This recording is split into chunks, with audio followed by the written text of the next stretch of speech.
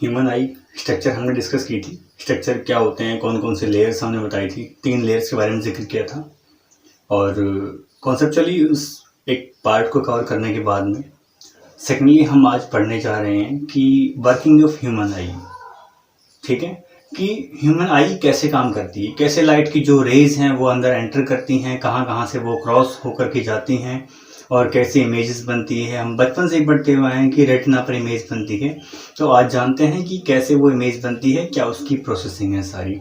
ठीक है, और इजी सा कॉन्सेप्ट है, इसको समझते हुए चलते हैं। ठीक है, देखिए सबसे पहले क्या होता है कि हम किसी चीज़ को देखते हैं। ठीक है, सबसे पहले जान लीजिए कि जब हम किसी चीज़ को देखते हैं तो हम उस चीज़ को पॉसिबल ये हो पाता है कि लाइट के, अगर लाइट है तो लाइट में ही हम उस चीज़ को देख सकते हैं आराम से। ठीक है, तो इसका मतलब ये हुआ कि जब हम किसी चीज़ को देख रहे हैं तो लाइट उस चीज़ के ऊपर पड़ रही है, उस ऑब्जेक्ट के ऊपर पड़ रही है और वहाँ से लाइट की रेज उससे टकराने के बाद, लाइट की रेज उस वस्तु से टकराने के बाद जो लाइट की रेज आ रही है वो हमारी आँख के अंदर जा रही है और उस सारी मैकेनिज्म के माध्यम से हमें जो है वो लाइट रेज दिखाई पड़ रही है। ठीक है, अब देखिए, अब इसको समझते हैं क्या होता है। तो मान के चलो कोई ऑब्जेक्ट रखा हुआ है, ये ऑब्जेक्ट रखा हुआ है, इसके ऊपर लाइट की रेस आई। ठीक है, ये ऑब्जेक्ट रखा हुआ है, इसके ऊपर क्या हुआ, लाइट की रेस आई। तो ये सूर्य हमने बनाया हुआ है समझने के लिए कि लाइट का सोर्स है। तो इस ऑब्जेक्ट के ऊपर लाइट की रेस आई, इससे रिफ्लेक्ट होने के बाद में ये जो किरणें हैं, ठीक है, फॉल्स ऑन कॉर्निया, ये कॉर्निया पर पड़ी। हाँ, ये जो कॉर्निया है कॉर्निया से पड़ी और कॉर्निया के थ्रू ये प्यूपिल के थ्रू अंदर चली गई। ठीक है, प्यूपिल बताया था हमने, प्यूपिल के थ्रू कॉर्निया से टकराने के बाद में ये प्यूपिल है, ये कॉर्निया टकराने के बाद में लेंस से टकराने के बाद में अंदर जा रही है। ठीक है, अंदर कहाँ, रेटिना के ऊपर जाएंगी। तो अंदर जब जाएंगी प्यूपिल के थ्रू क्रॉस हुई, कॉर्निया क्रॉस की, कॉर्निया के बाद में जो ये वाला था ये प्यूपिल क्रॉस किया, ये साइड में आइरिस है, लेंस। तो इस दौरान एक्वस ह्यूमर आएगा, यहाँ पे एक्वस ह्यूमर भरा हुआ होता है, आपने देखा क्लियर, एक सॉल्यूशन भरा होता है। उसके बाद में ये लेंस से टकराएंगी, उसके बाद में ये विट्रस ह्यूमर को क्रॉस करेंगी, फिर कहीं जाकर के कहाँ जाएंगी, ये रेटिना के ऊपर जाएंगी। ये सब जान लिया आपने, लेकिन एक इंपॉर्टेंट बात जाननी है इस लेंस के बारे में। ठीक है, लेंस जो है दूर की वस्तु को देखने के लिए,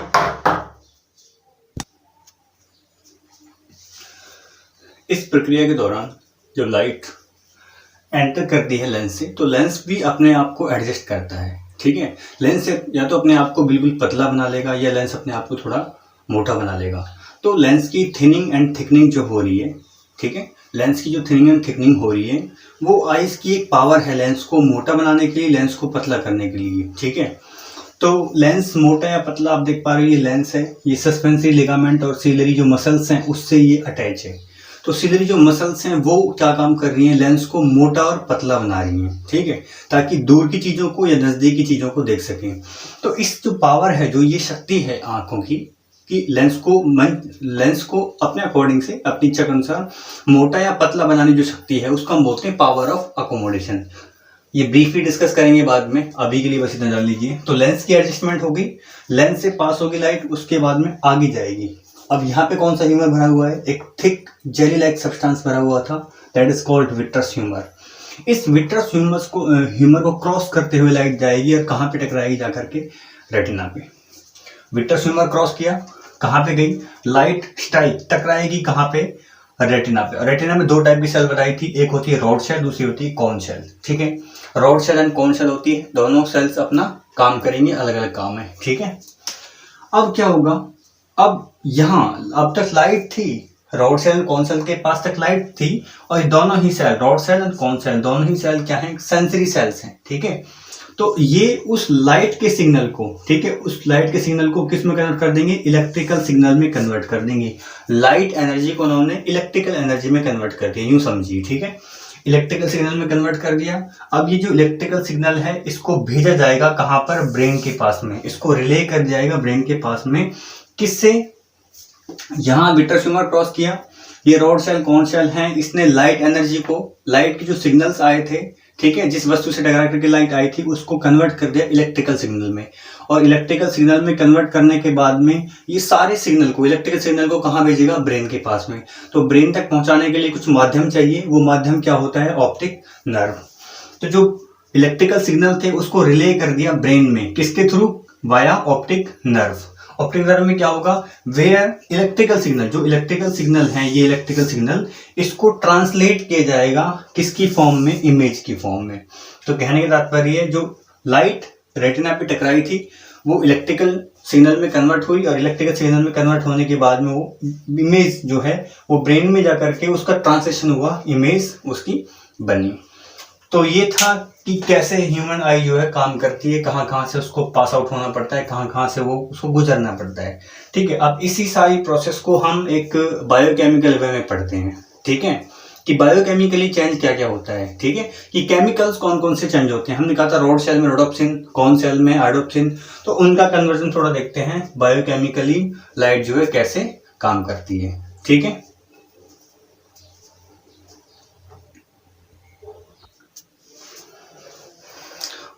after completing the working section how the human eye works, so now we have to discuss about the biochemistry of vision। कि विजन कोई चीज़ हम देख पा रहे हैं तो उसमें बायोकेमिकल चेंजेस कौन कौन से होते हैं हमारी आइज़ के अंदर। ठीक है, आइज़ में जो सेंसरी सेल्स होती हैं, rod cell and cone cells, basically जो रेटिना पाई जाती हैं, तो rod cell and cone cells में बायोकेमिकल चेंजेस आते हैं। उसी को हमने लिखा हुआ है हेडिंग डाल के, बायोकेमिस्ट्री ऑफ विजन, की कैसे बायोकेमिकल चेंजेस आते हैं। ठीक है, आप जानते हो रेटिना पे दो टाइप की सेल पाई जाती है, एक होती है रोड सेल, एक होती है कॉन सेल। रोड सेल का काम क्या होता है, डिम लाइट में किसी चीज को देख पाना। कि अगर हम कम लाइट में भी किसी चीज को ढंग से देख पा रहे हैं तो वो किसकी वजह से देख पा रहे हैं, हम वो देख पा रहे हैं हम मेनली रोड सेल की वजह से। अगर तेज लाइट में, ब्राइट लाइट में हम किसी चीज को देखते हैं तो वो किस वजह से, कॉन सेल की वजह से। ठीक है, ये क्लियर हुआ डिफरेंस। और एक खास बात और भी है, कॉन सेल जो है वो कलर डिफरेंशिएशन में भी काम आती है। कि डिफरेंट टाइप्स के कलर्स होते हैं, रेड है, ग्रीन है, ब्लू है, येलो है, तो अलग अलग प्रकार के जो कलर्स में हम डिफरेंस पता लगा पाते हैं वो किस वजह से पता लगा पाते हैं, क्योंकि हमारी आइज की रेटिना में कॉन सेल्स पाई जाती हैं। ठीक है, अब देखिए रोड सेल कॉन सेल में बायोकेमिकल चेंजेस आते हैं। रोड सेल जो है वो डिम लाइट के लिए रेस्पॉन्सिबल है। आपने पढ़ा जो रोड सेल्स हैं वो क्या है, डिम लाइट के लिए रेस्पॉन्सिबल है। तो डिम लाइट के लिए, हम डिम लाइट में किसी चीज को देख पा रहे हैं आसानी से, वो क्यों देख पा रहे हैं, क्योंकि रोड सेल्स हमारे पाई जाते हैं रेटिना में। ठीक है, रोड सेल जो है डिम लाइट के लिए जिम्मेदार है। तो रोड सेल्स में एक केमिकल सब्सटेंस होता है, उसको बोलते हैं rhodopsin, that is called rhodopsin. ठीक है, रोड सेल्स में कौन सा केमिकल पाया जाता है, रोडोप्सिन पाया जाता है। अब ये रोडोप्सिन जैसे ही लाइट कॉर्निया को क्रॉस की, प्यूपिल के अंदर गई, प्यूपिल को क्रॉस करते हुए, लेंस को क्रॉस करते हुए, विट्रस ह्यूमर, एक्वस ह्यूमर, सबको क्रॉस करते हुए कहाँ जाएगी अल्टीमेटली, रेटिना के ऊपर। रेटिना में दो टाइप की सेल हैं, एक रोड सेल और एक कॉन सेल। तो लाइट वहां पड़ेगी, इसका मतलब rod cell and cone cell के ऊपर लाइट गई। जैसे ही रोड सेल पे लाइट गई तो रोड सेल के अंदर पाए जाने वाला केमिकल क्या था, रोडोप्सिन, वो कन्वर्ट हो गया एक दूसरे केमिकल में, उसका नाम क्या है, ल्यूमो रोडोप्सिन। ठीक है, उसने अपनी फॉर्म को चेंज कर लिया कि लाइट पड़ने से पहले वो क्या था, डार्क कंडीशन में क्या था, वो डिम लाइट में क्या था, वो रोडोप्सिन। ठीक है, क्या था वो रोडोप्सिन। और लाइट पड़ने के बाद में, लाइट के प्रेजेंस में वो किसमें कन्वर्ट हो गया, ल्यूमो रोडोप्सिन में। ठीक है, rhodopsin is converted into LUMO rhodopsin after entering the light. LUMO rhodopsin अब फर्दर कन्वर्ट होगा किसमें, मेटा रोडोप्सिन में। ठीक है, ये कुछ नहीं है, बस बायोकेमिकली चेंजेस आ रहे हैं, स्ट्रक्चर्स चेंज हो रही हैं बस। मेटा रोडोप्सिन में कन्वर्ट हो गया। मेटा रोडोप्सिन में कन्वर्ट होने के बाद में आगे क्या होगा, मेटा रोडोप्सिन फर्दर दो कंपाउंड्स में टूट जाता है। ठीक है, दो सब्सटेंस में ये टूटता है, दो केमिकल में। एक बनता है स्कोटोप्सिन और दूसरा बनता है रेटिनिन। एक स्कोटोप्सिन जो कि एक टाइप की प्रोटीन है, और एक क्या बनता है, रेटिनिन। रेटिनिन बेसिकली क्या होता है, विटामिन ए का डेरिवेटिव होता है। ठीक है, ये क्या होता है, विटामिन ए से बनी हुई कोई चीज है। आप ये समझिए कि विटामिन ए से बनी हुई कोई चीज है, उसका नाम क्या है, रेटिनिन। ठीक है, तो विटामिन ए से क्या बनी, रेटिनिन। तो आप अल्टीमेटली समझ पा रहे हो कि विटामिन ए का कनेक्शन किससे है, रोडोप्सिन से, मतलब कि रोड सेल से, मतलब कि डिम लाइट से। इसका मतलब आप यूं समझिए, इसका कनेक्शन ऐसे समझिए कि अगर विटामिन ए हमारी बॉडी में है तो हमारी आंखें डिम लाइट में किसी चीज को आराम से देख पाएंगी। ठीक है, ये रेटिनिन है। अगर विटामिन ए नहीं हो तो क्या होगा, विटामिन ए नहीं होगा तो हम नाइट में, इसका मतलब डिम लाइट में नहीं देख पाएंगे, तो कौन सी बीमारी हो जाएगी, नाइट ब्लाइंडनेस। ठीक है, नाइट ब्लाइंडनेस, हिंदी में बोलते हैं रतौंधी। रतौंधी मतलब रात प्लस अंधी, ऐसे समझेंगे ना। रतौंधी यानी कि रात का अंधा हो जाना, यानी कि रात्रि में अंधा हो जाना, डिम लाइट में अंधा हो जाना। क्यों? क्योंकि विटामिन ए की कमी है। ठीक है, और विटामिन ए प्रचुर मात्रा में पाया जाता है गाजर के अंदर। इसलिए बोलते हैं कि आंखों की अच्छी रोशनी के लिए, आंखों के तौर के लिए हमें क्या यूज करना चाहिए, गाजर, क्योंकि उसमें विटामिन ए पाया जाता है। जब विटामिन ए होगा तो उससे अच्छी मात्रा में रोडोप्सिन बनेगा, तो रोड सेल प्रॉपर्ली काम कर पाएंगी। उनका काम क्या होता है, डिम लाइट में देखना, तो हम आराम से डिम लाइट में देख पाएंगे। अगर नहीं होगा तो नाइट ब्लाइंडनेस होगी। ठीक है, इतना समझने के बाद देखिए, स्कोटॉप्सिन, रेटिनिन, दो कंपाउंड बने थे। ये दोनों कंपाउंड डार्क कंडीशन में, कैसी कंडीशन में, डार्क कंडीशन में, वापस से अंधेरे वाली कंडीशन में दोनों जुड़ करके वापस क्या बन जाता है, रोडोप्सिन। तो आपने देखा कि ये एक क्या है कि पहले जो रोडोप्सिन था वो वापस से रोडोप्सिन में बदल गया। ठीक है, तो ये डार्क एंड लाइट कंडीशंस में कन्वर्जन होते हैं, बायोकेमिकल चेंजेस आते हैं। So this is all about the rod cells. ठीक है, we have completed the functioning of rod cells, how the biochemical changes occurs in rod cells. So now we have to discuss about cone cells, second one cell that is found on the retina surface. So these are the cone cells. These are the cone cells. ठीक है, cone cells. cone cell जो है, cone cell में क्या पाया जाता है, आयोडोप्सिन। मैंने कहा रोड सेल में रोडोप्सिन, तो cone cell में आयोडोप्सिन पाया जाता है। कौन सेल में जो आयोडोप्सिन पाया जाता है उसका काम क्या होता है, हमने कहा था कि रोडोप्सिन का काम होता है डिम लाइट में देख पाना, विजन के लिए जिम्मेदार है। ठीक है, और केमिकली चेंजेस करना रोडोप्सिन। तो आयोडोप्सिन काम क्या है, कलर डिफरेंशिएशन। क्या काम है इसका, कलर डिफरेंशिएशन। डिफरेंट टाइप्स के जो कलर होते हैं उनमें डिफरेंट पता करना कि ये वाला कलर कैसा है, ये वाला कलर कैसा है। ठीक है, फॉर एग्जांपल ये जो है ये रेड कलर का है, ये ब्लू कलर का है, ये जो है ब्लैक कलर का है। तो जो कलर में डिफरेंस हम पता कर पाते हैं, क्यों पता कर पाते हैं, हमारी रेटिना पे पाई जाने वाली कौन सेल्स की वजह से। क्लियर है बात, कौन सेल्स की वजह से। तो एक तो काम हो गया कलर डिफरेंशिएशन। एक और इंपॉर्टेंट काम होता है ब्राइट लाइट विजन। क्या काम होता है, bright light vision.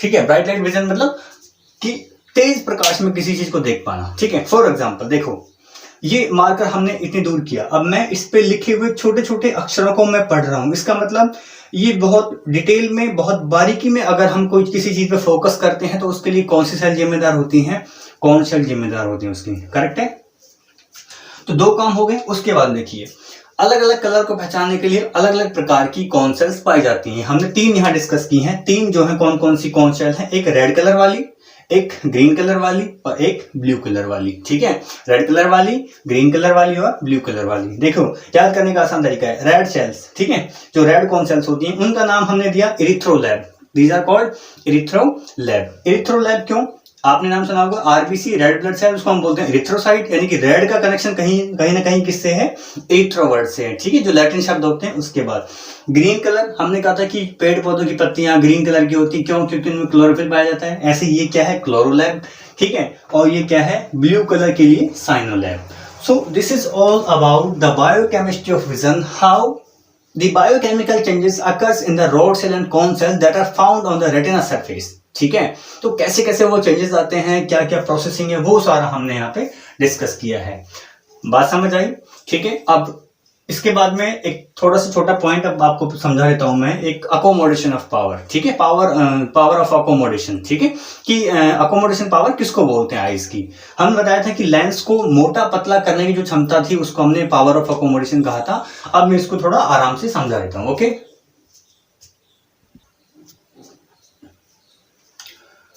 Power of accommodation की बात की थी कि पावर ऑफ अकोमोडेशन क्या होता है।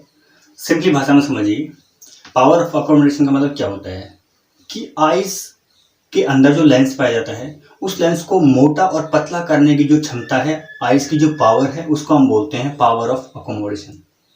Okay, power of accommodation, lens को थिक एंड थिन बनाने की कैपेसिटी जो है। थिक और थिन कौन बना रहा है, सिलियरी मसल्स, सस्पेंसरी लिगामेंट। ठीक है, उनकी कॉन्ट्रैक्शन एंड रिलैक्सेशन से लेंस क्या होगा, थिक एंड थिन होगा। इतनी बात शायद आपको समझ आ गई होगी। अब थोड़ा इसको एक प्रैक्टिकली थोड़ा समझने का प्रयास करते हैं। देखिए, सपोज करो ये मार्कर है, ये मार्कर इतनी दूर है।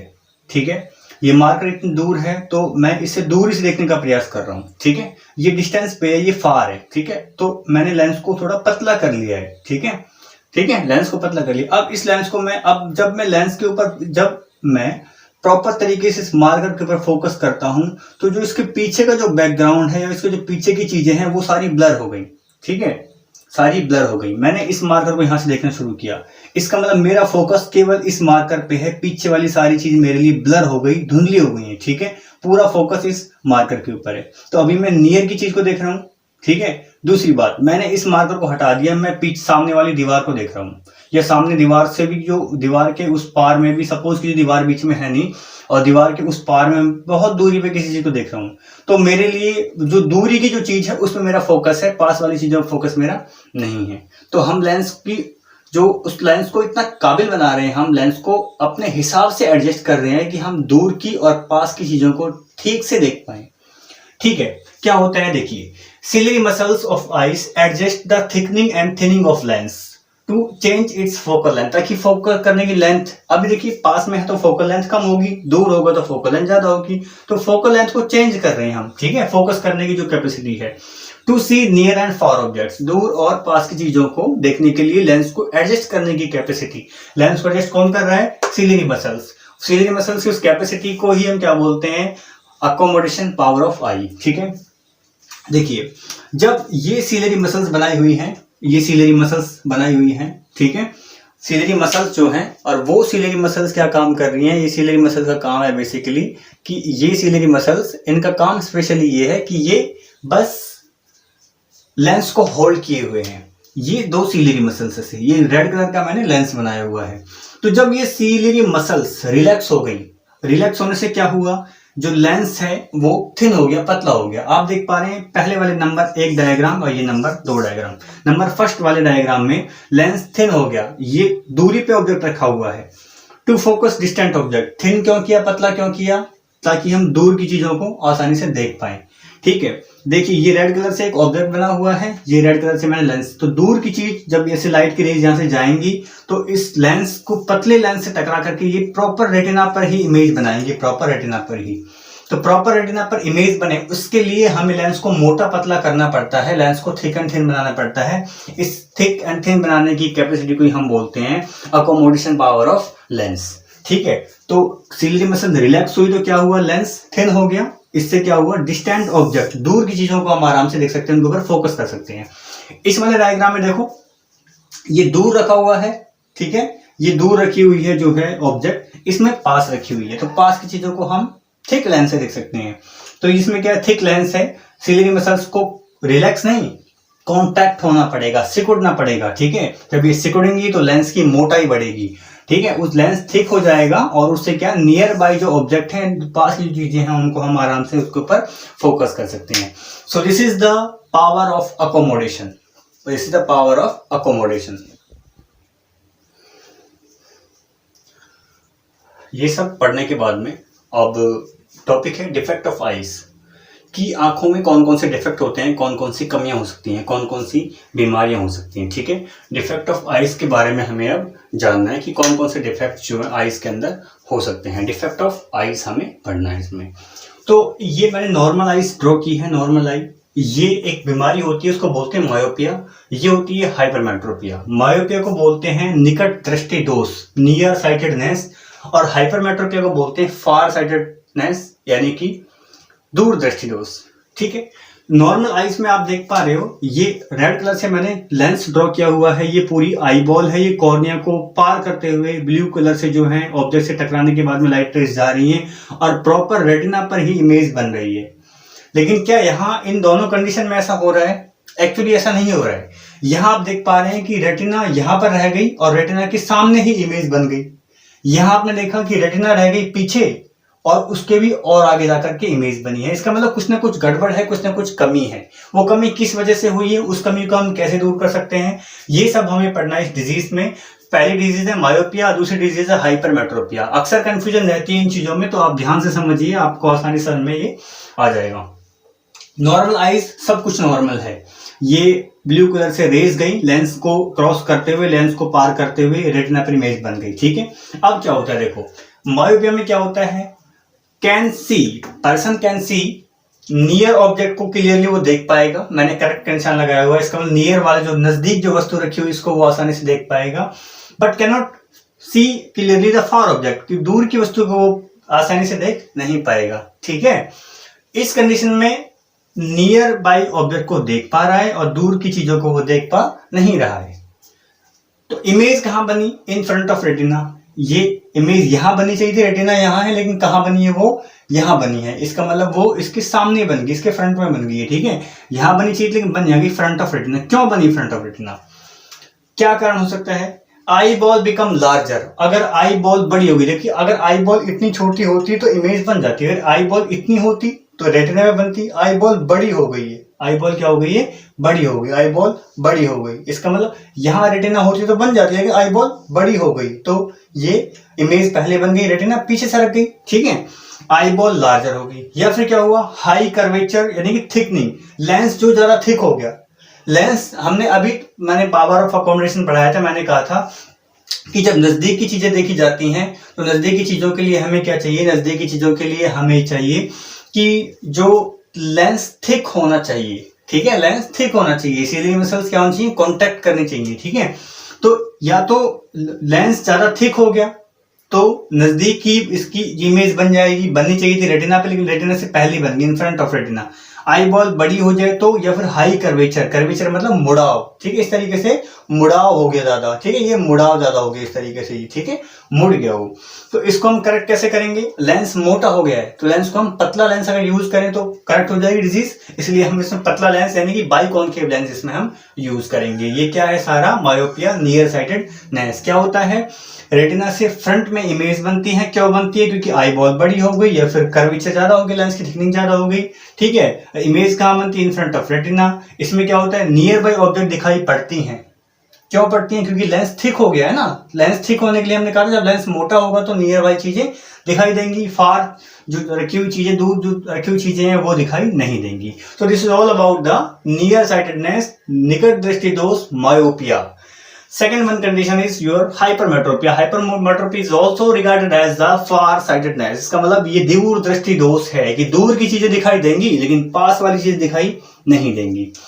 तो नियर बाई ऑब्जेक्ट दिखाई नहीं दे रही हैं, फार रखी हुई जो डिस्टेंस पे जो ऑब्जेक्ट रखी हुई है वो दिखाई दे रही हैं। इसका मतलब इसका जस्ट उल्टा करना है। इसमें लेंस कैसा हुआ था? इसमें लेंस पतला हो गया था, इसमें लेंस क्या हो गया? इसमें लेंस थोड़ा इसमें लेंस मोटा हो गया था, इसमें लेंस पतला हो गया है। लेंस क्या हो गया? इसमें पतला हो गया। इसमें पतला होने की वजह से क्या हो गया?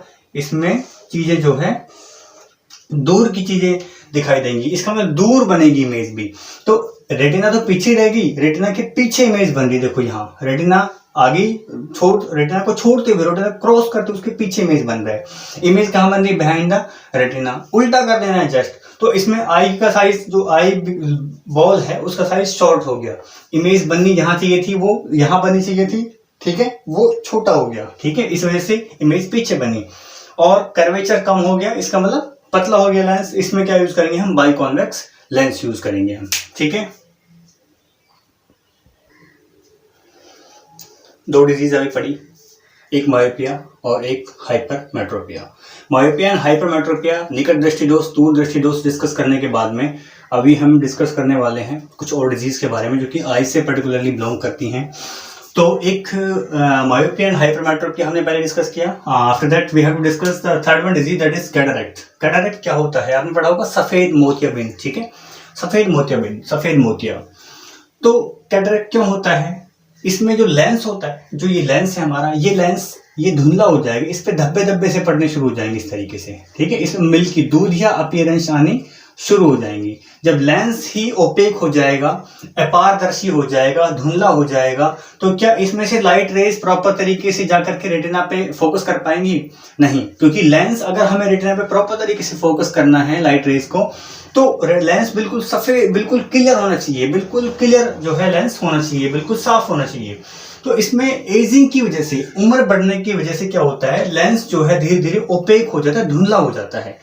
उसकी वजह से क्या होगा? जो ऑब्जेक्ट से आने वाली जो रेज हैं, लाइट रेज हैं, वो प्रॉपरली फॉल नहीं कर पाएंगी किसके ऊपर? रेटिना के ऊपर।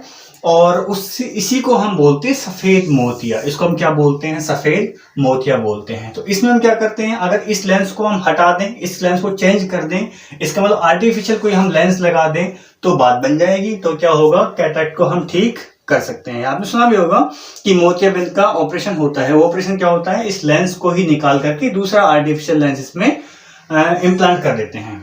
अगली डिजीज है astigmatism. The next disease is astigmatism. Astigmatism क्या होती है? देखो, ये जो लेयर बनी हुई है आईज की, ये कौन सी लेयर है? This is cornea, this is cornea. अगर कॉर्निया आप देख पा रहे हैं, यहाँ पे कॉर्निया बिल्कुल क्लियर बनी हुई थी, ठीक है। अब ये कॉर्निया की शेप अगर बिल्कुल ऊबड़ खाबड़ हो जाए इस तरीके से, तो क्या लाइट प्रॉपर तरीके से अंदर लेंस के ऊपर फोकस कर पाएंगी? लेंस से फोकस करने में प्रॉपर तरीके से रेटिना पे जा पाएंगे? नहीं, क्योंकि कॉर्निया की शेप ही क्या होगी, इरेगुलर शेप हो गई, ठीक है। एबनॉर्मल शेप ऑफ कॉर्निया की वजह से क्या होता है, एस्टिग्मेटिज्म। इसमें हम कौन सा लेंस यूज करते हैं? इसमें हम लेंस यूज करते हैं सिलेंड्रिकल लेंस यूज, ठीक है। सिलेंड्रिकल लेंस इसमें एस्टिग्मेटिज्म में यूज करते हैं। एस्टिग्मेटिज्म का मतलब क्या है, abnormal shape of cornea. Cornea की शेप क्या हो जाती है, एबनॉर्मल हो जाती है, वो प्रॉपर तरीके से क्लियर नहीं हो पाती है, ठीक है। जब देखो, अगर मान चलो बिल्कुल क्लियर एक शेप उसकी होती, डेफिनेट शेप होती, तो लाइट रेज प्रॉपर तरीके से एंटर करती, इस लेंस को क्रॉस करती, लेंस को क्रॉस करने के बाद प्रॉपर तरीके से इमेज बनाती, दोनों किरणें जो है मीट करती, मिलती कहां पर, रेटिना पर। लेकिन इसमें ऐसा नहीं हो रहा है। अगर लाइट की कोई रेज आएंगी भी तो कोई ऐसे आएगी, कोई इस तरीके से आएगी, कोई ऐसे आएगी, तो क्या प्रॉपर तरीके से रेटिना पे इमेज बनने के चांसेस हैं इसमें? ठीक है, आप कहोगे नहीं, और डेफिनेटली नहीं होते हैं चांस। तो इस बीमारी को हम नाम देते हैं एस्टिग्मेटिज्म, ठीक है। एबनॉर्मल शेप हो जाती है किसकी, कॉर्निया की। ये कॉर्नियल डिजीज है, ठीक है। क्वेश्चन आपसे ये भी पूछा जा सकता है कि कॉर्नियल डिजीज, आपको 4 बीमारियों के नाम दे दिए, आपको ऑप्शन दिया which is the corneal disease, which disease is belongs to the corneal defect, cornea में डिफेक्ट की वजह से कौन सी बीमारी होती है। ऑप्शन 4 दे दिए, emmetropia, hypermetropia, myopia, astigmatism and 4th one कोई और नाम दे दिए, नाइट ब्लाइंडनेस दे दिया, कुछ भी दे दिया। तो आप क्या कहोगे, astigmatism is the corneal disease, क्योंकि कॉर्निया में डिफेक्ट हो रहा है ना, सो दिस इज कॉर्नियल डिजीज। अगली डिजीज का नाम है कंजक्टिवाइटिस, ठीक है। अगली डिजीज का नाम क्या है, कंजक्टिवाइटिस। कंजक्टिवाइटिस का मीनिंग क्या हुआ, सबसे पहले समझिए कि कंजक्टिवाइटिस 2 शब्दों का मेल है। इसमें आइटिस वर्ड आ रहा है, आइटिस का मतलब होता है स्वेलिंग होना, आइटिस मतलब स्वेलिंग होना। जो हमारी आईलिड होती है, ये आईलिड, आंख का जो ढक्कन होता है, आई को जो लिड होता है, उसमें अंदर की सरफेस जो होती है, उसमें टिश्यूज की लाइनिंग पाई जाती है, उसको हम बोलते हैं कंजक्टिवा। क्या बोलते हैं उसको हम, कंजक्टिवा। अगर उसमें कंजक्टिवा में स्वेलिंग हो जाए, यानी कि आइटिस हो जाए, आइटिस बोले तो स्वेलिंग, ये जो आइटिस वर्ड आ रहा है ये क्या है, स्वेलिंग के लिए लिया हुआ है।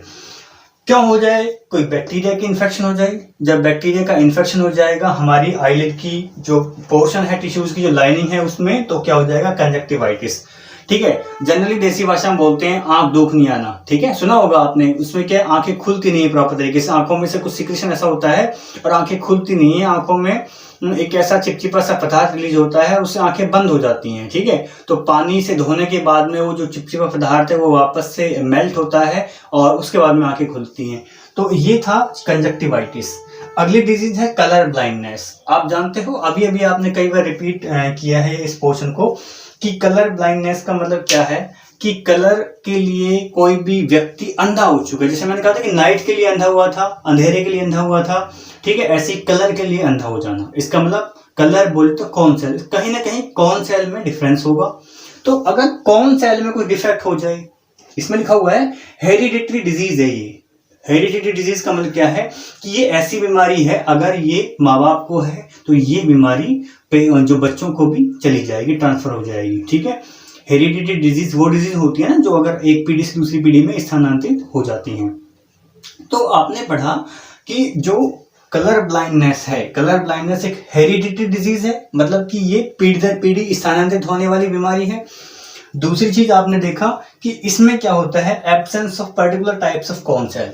इसमें कोई भी पर्टिकुलर टाइप की कॉर्न सेल या फिर बहुत सारी कॉर्न सेल क्या है, इसमें गायब हो जाती हैं, ठीक है, इसमें डिसअपीयर हो जाती हैं या वो प्रॉपर तरीके से काम नहीं कर पाती। सपोज कीजिए ये रेड कलर का मार्कर आपको नजर आ रहा है और किसी की अगर रेड वाली, नाम याद करो इरिथ्रोलैब, रेड कलर वाली कौन सेल अगर फंक्शन करना बंद कर दें, काम करना बंद कर दें, तो क्या वो व्यक्ति इस लाल कलर को देख पाएगा? वो नहीं देख पाएगा। ठीक है, कारण क्या है? क्योंकि रेड कलर वाली कौन सेल उसकी प्रॉपरली काम नहीं कर पा रही है, तो वो कलर के लिए ब्लाइंड हो गया, उसको नहीं पता ये कलर कौन सा है। सो this is the colour blindness. उसके बाद में एक नेक्स्ट है नाइट ब्लाइंडनेस। रात्रि के लिए अंधा होना रतौंधी बोलते हैं। डेफिशिएंसी ऑफ विटामिन ए, अगर विटामिन ए की कमी हो जाए, किसकी कमी हो जाए? विटामिन ए की कमी हो जाए। विटामिन ए से क्या बनेगा? रोडोप्सिन। जब रोडोप्सिन बनेगा तो रोड सेल प्रॉपर्ली काम करेंगी, और आप जानते हो कि रोड सेल का काम होता है डिम लाइट में किसी चीज को ढंग से दिखाना या देख पाना। आंख हमारी डिम लाइट में क्यों देख पाती है? क्योंकि रोड सेल्स काम करती हैं। ठीक है, ब्राइट लाइट में क्यों देख पाती है? क्योंकि कौन सेल काम करती हैं। ठीक है, दूर से लिखी हुई किसी चीज को हम आसानी से पढ़ सकते हैं, किसी चीज को बहुत बारीकी से बहुत ध्यान से पढ़ना, तो उसमें कौन सेल काम करती हैं। ठीक है, और डिम लाइट में हम चीजों को नॉर्मली विजुअलाइज करते हैं, तो उसके लिए कौन सी सेल जिम्मेदार होती हैं आपकी? उसके लिए रॉड सेल और कोन सेल। किसके लिए? ब्राइट लाइट के लिए। तो ये आई वाला चैप्टर था। अगर आपको इसमें कोई डाउट है, आपको कोई चीज समझ में नहीं आई हो, तो आप कमेंट सेक्शन में जाकर के कमेंट कर सकते हो। ठीक है, आप जानते हो कि बेस्ट स्टडी हब के ऊपर ये क्लासेस आपके लिए अवेलेबल कराई जा रही हैं, और जूलॉजी का पोर्शन, बॉटनी का पोर्शन भी आगे भी हम आपके लिए अवेलेबल कराएंगे। तो जो भी डाउट हो आप उसको कमेंट सेक्शन में आराम से आप बता सकते हैं। ठीक है, कमेंट से आप अगर बताएंगे तो हमें पता लगेगा कि कहाँ पे कमी रही है। ठीक है, उस चीज़ को करेक्ट करने का हम लोग प्रयास करेंगे। So thank you very much. Eye वाला जो चैप्टर है वो बिल्कुल कंप्लीट हो चुका है। ओके।